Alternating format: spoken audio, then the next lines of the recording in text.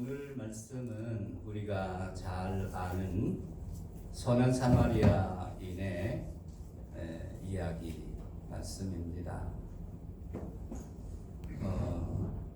이 비유의 말씀을 하시게 된 동기는 당시에 가장 똑똑한 잘난 사람 율법 선생이 예수님이 어떤 분이야? 그 예수님이 나를 이같이 똑똑한 나를 알아보실까? 그러면서 자기를 나타내기 위해서 이 교만한 마음을 가지고 그리고서 예수님을 찾아가서 이렇게 묻습니다. 선생님, 내가 무엇을 하여야 영생을 얻을 수 있겠습니까? 예수님은 이 율법 교사에게 대답을 하십니다. 내가 성경을 어떻게 읽느냐? 라고 물으시니까 내 마음을 다하고 목숨을 다하고 힘을 다하고 뜻을 다해서 사랑하라. 또 내 이웃을 내 몸과 같이 사랑하라. 이렇게 하였나이다. 아주 100점짜리의 답을 했습니다. 예수님도 인정하셨습니다. 그래서 내 대답이 옳도다 라고 인정을 하시면서 한마디 덧붙이시기를 이를 행하라. 그리하면 살리라 말씀하셨습니다. 무슨 뜻일까요? 내 잘난 거, 똑똑한 거, 뽐내고 싶은 거 내려놓고 이 말씀을 신실하게 순종해 살면 그러면 생명을 살리는 삶을 살게 될 것이다 하시는 말씀이죠. 그런데 이 율법 교사가 예수님께 한마디 더 묻습니다. 그러면 내 이웃은 누구입니까? 라는 거예요. 내 이웃은 누구입니까? 그때 예수님께서 바로 이 선한 사마리아인의 비유를 말씀하시게 된 것입니다. 어떤 사람이 예루살렘에서 여리고를 내려가다가 강도를 만났다. 옷이 찢김을 당하고 죽을 정도로 심히 매를 맞아서 그를 버려두고 강도를 갔다. 그때 마침 제사장이 지나갔지만 피하여 지나갔고 두 번째 레위인이 거기를 지나갔지만 역시 피해서 지나갔고 세 번째 사마리아인이 지나가다가 바로 불쌍히 여기고 가까이 가서 기름과 포도주를 발라주고 싸매주고 자기 짐승에 태우고 그리고 주막에 가서 돌봐주었다. 그리고 자고 일어나서 그 주막 주인에게 2데나리온을 주면서 내가 돌아올 때 내가 이 비용으로 이 사람을 잘 치료해 주시고 비용이 모자르면 내가 돌아올 때 갚아드리겠습니다. 잘 부탁합니다. 라고 했다고 하면서 내 생각에는 이 세 사람 중에 누가 강도 만난 자의 이웃이냐? 라고 물으십니다. 그때의 율법교사는 자비를 베푼 자지요. 이때 예수님이 하시는 말씀이 가서 너도 이와 같이 하라 라고 말씀하십니다. 가서 너도 이와 같이 하라. 생명이란 무엇입니까? 생명. 이 생명은 하나님의 선물입니다.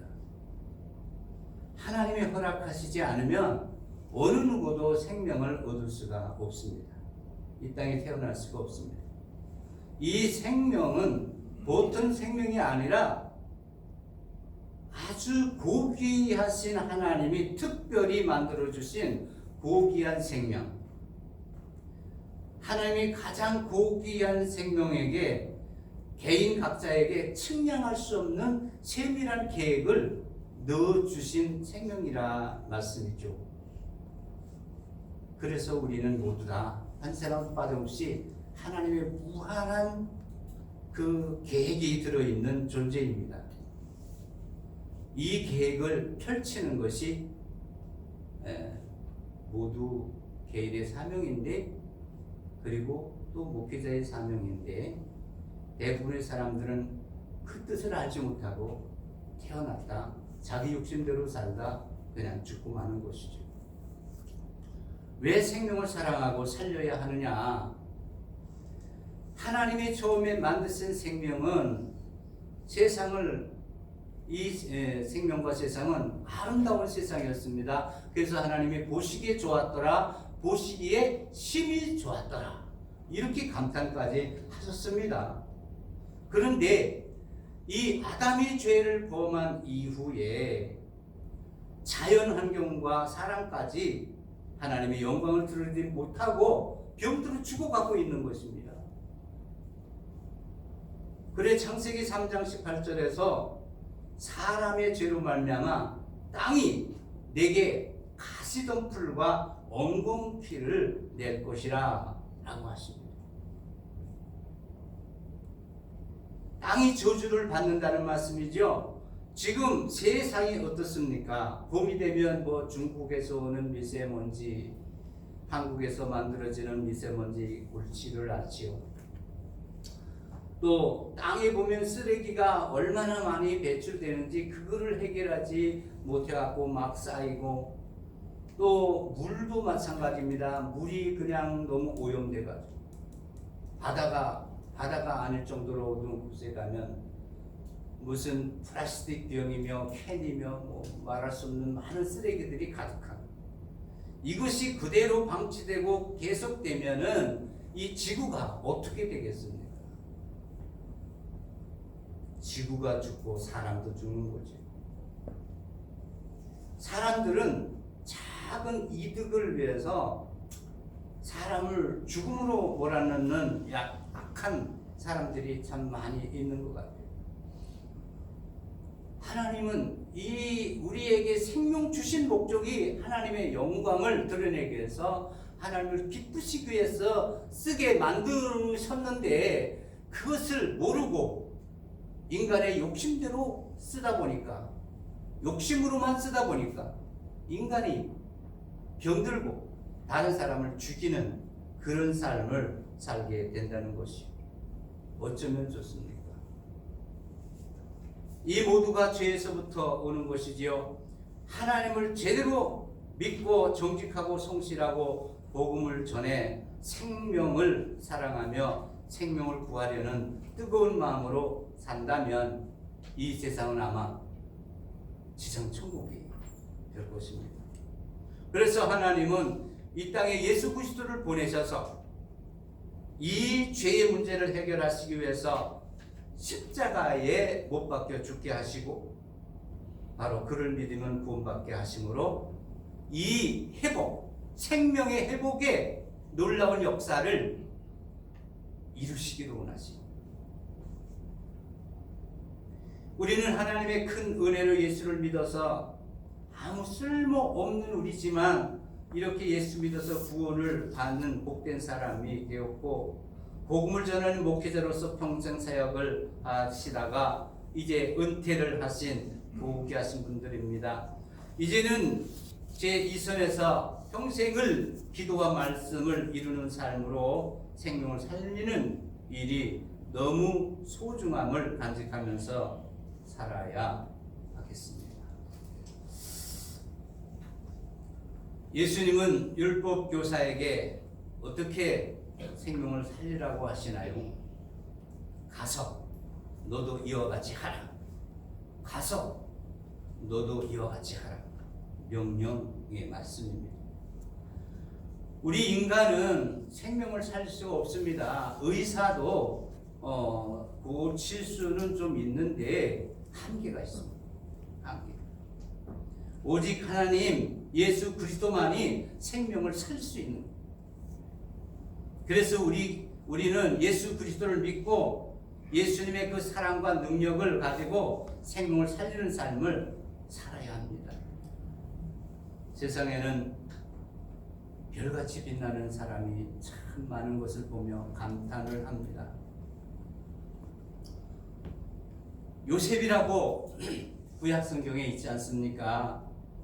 이 요셉이 형들에게 팔려서 애굽에 갔잖아요. 그런데 하나님이 함께 하셔서 총리로 만들어 주셨습니다.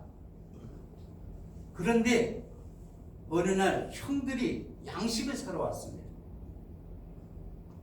미워 죽겠지요. 어떻게 안갚음을 할까 하는 생각도 있었겠지요. 그러나 기도했습니다. 하나님, 이때에 어떻게 하면 좋겠습니까? 하나님이 감동을 주시고 응답을 주셔서 용서하라, 오히려 돌봐주고 사랑하라 라는 말씀이었습니다. 그래서 바로 이제 창세기 45장 5절에서 이렇게 말씀을 전합니다. 당신들이 나를 이곳에 팔았다고 해서 근심하지 마소서, 한탄하지 마소서. 하나님이 생명을 구하시려고 나를 당신들보다 먼저 보내셨나이다. 내가 당신들을 보살피겠나이다. 당신들의 자식들도 내가 보살피겠나이다 라고 생명을 살리는 말을 하고 삶을 사는 거죠.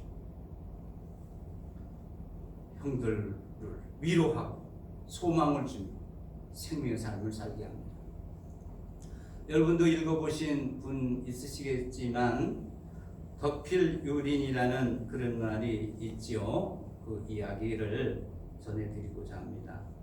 물론 이 말의 뜻은 덕이 있으면 따르는 사람들이 있어서 외롭지 않다라는 말인데요. 조선 철종 때에 경상도 상주의 땅에 서씨라고 하는 분이 농사를 지으면서 살고 있었습니다. 그런데 그 별명이 선달이에요. 서선달 이렇게 부른다고 합니다. 원래 선달이라고 하는 그 별명은 과거에 합격은 했지만 아직 직무를 맡지 않은 사람, 과거를 했다가 직무가 없는 사람, 그런 사람을 선달이다 이렇게 부른다고 했는데 이 사람은 그런 것과 관계가 없습니다. 그냥 심성이 착하고 무돈에서 붙여준 것은 별명입니다. 그래서 서선달이 이렇게 살고 있는데 어느 해에 어떻게 해서 양식도 다 거의 다 되고 농사를 지을 수 있는 그런 돈이 없는 거예요. 씨앗도 없고 도저히 궁리하다가 안 되겠다. 부산에서 그저 일을 하고 있는 쌀가게에서 장부를 담당하는 큰아들에게 이제 내려갑니다. 어쩌면 좋냐? 어떻게 주인한테 얘기해서 돈을 좀 마련해 줬으면 좋겠다. 그래서 큰아들이, 이 효성스러운 큰아들이 주인에게 아주 사정사정을 해서 돈을 6개월치를 월급을 이렇게 미리 받았습니다. 그래가지고 한 100냥쯤 되는 그런 돈을 아버지에게 드렸더니 아버지가 한 500리 되는 길을 또 터벅터벅 걸어서 오게 됩니다. 어느 산 등성을 오르다가 문득 이상한 느낌이 드는 거예요. 이 짐보따리가 가벼운 것을 느끼는 거예요. 이게 웬일이냐? 그 짐보따리를 보니까 그 돈이 빠져나가고 없는 거예요. 그냥 얼굴이 화끈거리고 그냥 흙같이 검어져. 그래서 이거 빨리 안 되겠다. 다시 이제 뒤돌아서 그 돈주머니를 찾으러 갑니다. 한편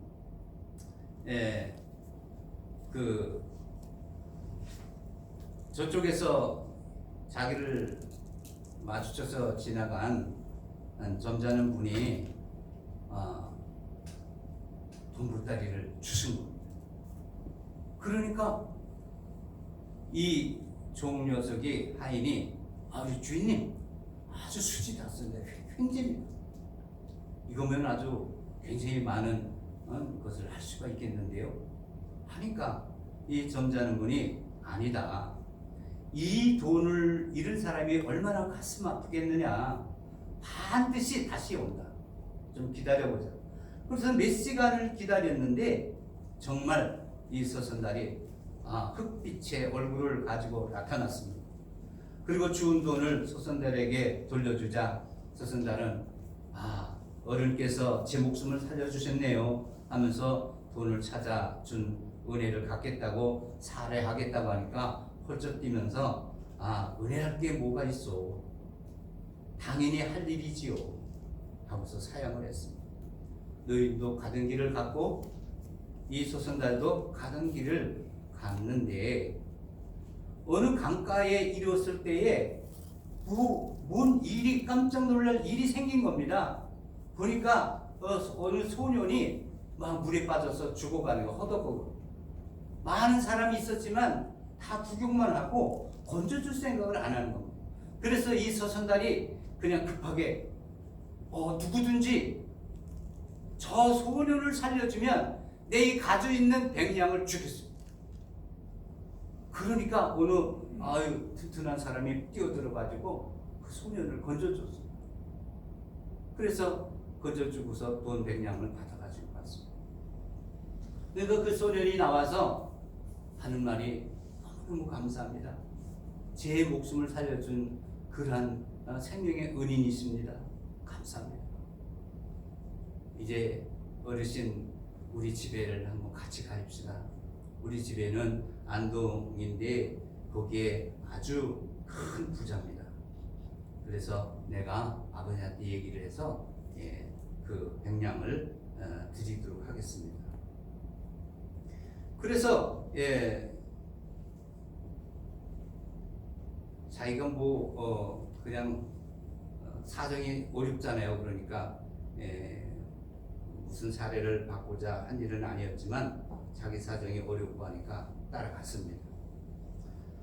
이 안동의 소년의 집을 가보니까 정말 고래등 같은 어마어마한 그 집에서 살더라고요.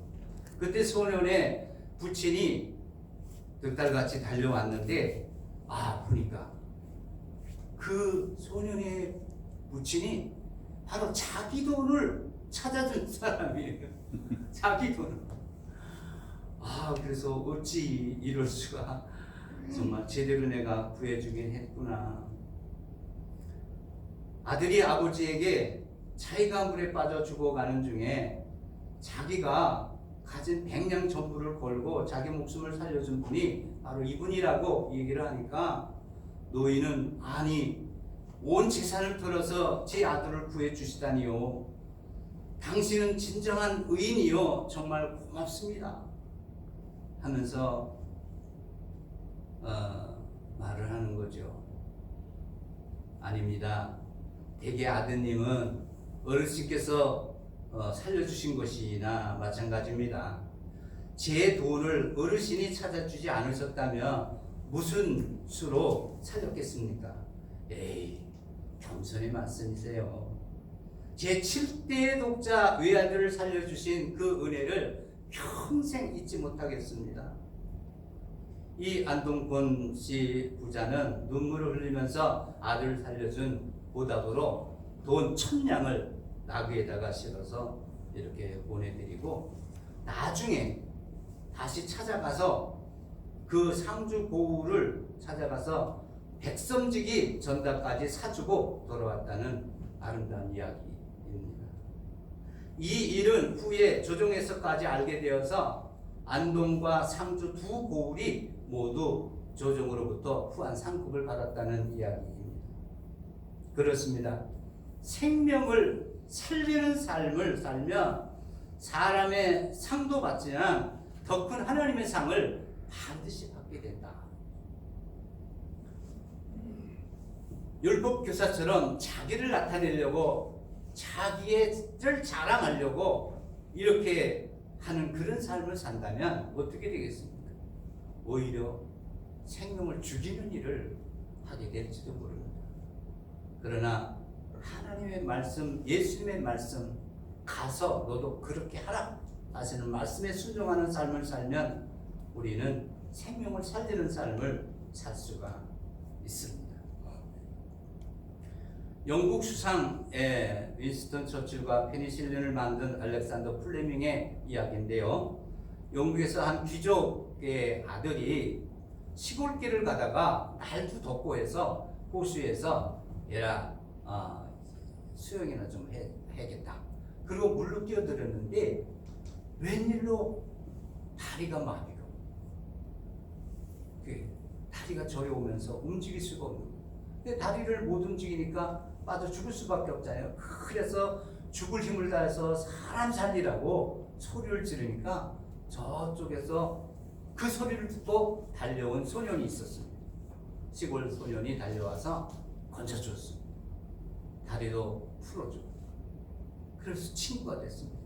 서로 편지를 주고받으면서 아주 친한 친구가 됐는데 13살이 되어서 이제 초등학교 졸업을 할 때쯤에 그때에 친구가 이렇게 만나서 식사를 하면서 얘기하기를 너 앞으로 어떤 사람이 되기를 원하니?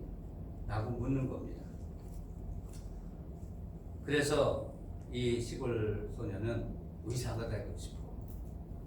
하지만 우리 집은 너무 가난하고 아이들도 9명이나 있어서 집안일을 도와야 할 것 같아.